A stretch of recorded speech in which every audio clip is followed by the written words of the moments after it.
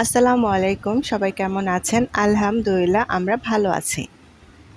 যে যেখান থেকে আমার ভিডিওটি দেখছেন সবাইকে অসংখ্য ধন্যবাদ। নিবন্ধন পরীক্ষার পর দেশের যে অবস্থা হলো, এরপর স্বাধীনতা। তারপর থেকে আসলে ওইভাবে পড়াশোনা হচ্ছে না। আমার বাগান এবং পাখি নিয়েই আমি খুব ব্যস্ত ছিলাম। কিন্তু মনে হলো যে না, এখন আমার পড়াশোনায় ফিরে যাওয়া উচিত। তো এর মধ্যেও যে কয়েকদিন আমি টুকটাক পড়তে বসেছি, তা আপনাদের মাঝে ভিডিও আকারে আসলে তুলে ধরার মতো কিছুই ছিল না। তো আমি যেহেতু এখন একটু পড়াশোনায় নিয়মিত হচ্ছি, তো ভাবলাম আপনাদের জন্য একটা ভিডিও মেক করি। তো নিবন্ধন রিটেন পরীক্ষা দিলাম। তো পরীক্ষাটা আমার তেমন ভালো হয়নি। যদি কম মার্কে আসলে পাস করায়, তাহলে হয়তোবা পাস করে যেতে পারি। আপনাদের কার কী অবস্থা? সবাই কি পড়াশোনা শুরু করে দিয়েছেন? আসলে আমার এখন মনে হচ্ছে যে চাকরি ক্ষেত্রে কিছুটা হলেও স্বাভাবিক থাকবে সবকিছু, কারচুপিগুলো একটু কম হবে। তো ইদানিং কিছু নিউজ দেখলাম যে নিবন্ধনে মানে কত জালিয়াতি, বিসিএস এ কত জালিয়াতি। তো এগুলো দেখে আসলে মন একদম ভেঙেই গিয়েছিল। তো তবুও ভাবলাম যে না, আবার শুরু করি, দেখা যাক কি হয়। আগস্টের ১১ তারিখ থেকে আসলে নিজেকে পড়ার টেবিলে বসানোর জন্য খুবই চেষ্টা করছিলাম। কিন্তু আগস্ট মাস আমার একদমই ভালো যায়নি। আমি একদমই পড়াশোনা করতে পারিনি।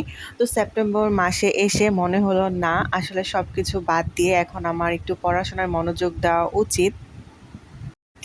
টুকটাক কিছু পড়া হয়েছে, আবার টুকটাক কিছু পড়া হয়নি। তো এভাবে আমার আগস্ট মাসটা আসলে কেটেছে। তো এখন আমি আসলে ২ টা চাকরির জন্য টার্গেট করে পড়ছি। এক হলো নিবন্ধন, আরেক হলো যে সমাজসেবা ইউনিয়ন পর্যায়ের যে পরীক্ষাটা আছে, আর হলো স্বাস্থ্য সহকারী। ৩ টা পরীক্ষার জন্য পড়াশোনা করছি।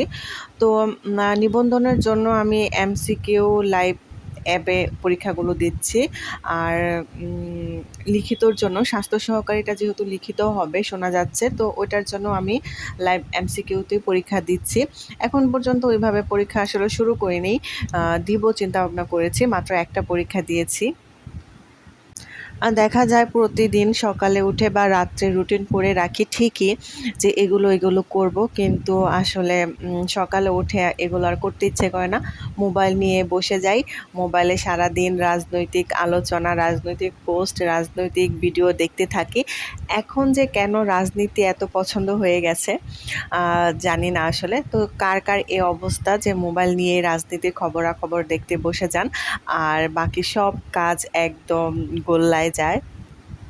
তো মোবাইল নিয়ে বসে থাকতে দেখা যায় যে আমার সংসারের ছোট থেকে ছোট কাজটাও আসলে আমি করি না বা মনে থাকে না। তো এজন্য আসলে আবার কাজে ফেরার জন্য, আবার সংসারের কাজে সুন্দরভাবে ফেরার জন্য আমি কিছুদিন ধরে আসলে চেষ্টা করছি যেন সংসারের কাজটাও সুন্দর করে গুছিয়ে করতে পারি, প্লাস সাথে পড়াশোনাগুলোও সুন্দরভাবে গুছিয়ে করতে পারি।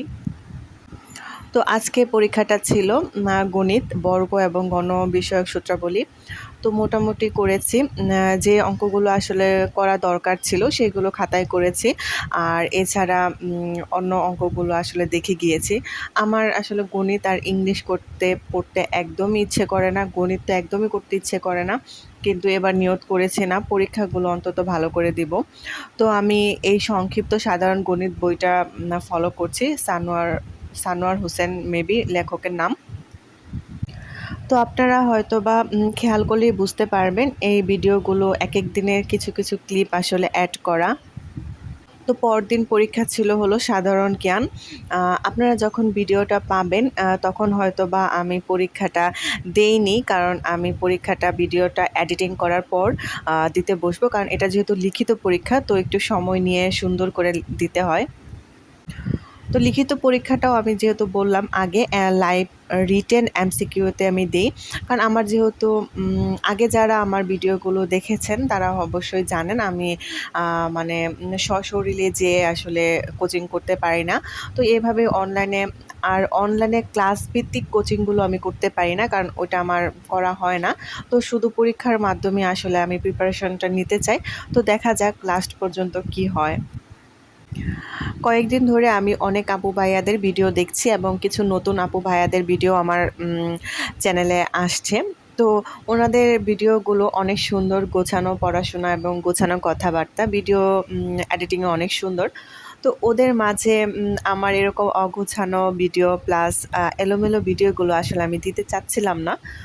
তবুও আমি পরে চিন্তা করলাম যে না, অনেক আপু ভাইয়ারা আছেন যারা আমার ভিডিও আসলে পছন্দ করেন বা আমার জন্য অপেক্ষা করেন, আমাকে মেসেজ দেন যেন আমি ভিডিও দেই।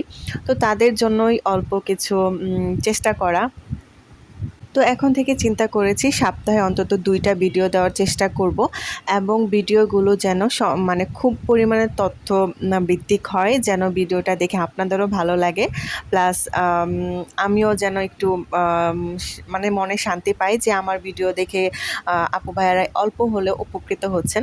তো আজকে আমি এখান থেকেই বিদায় জানাচ্ছি। আসসালামু আলাইকুম। আল্লাহ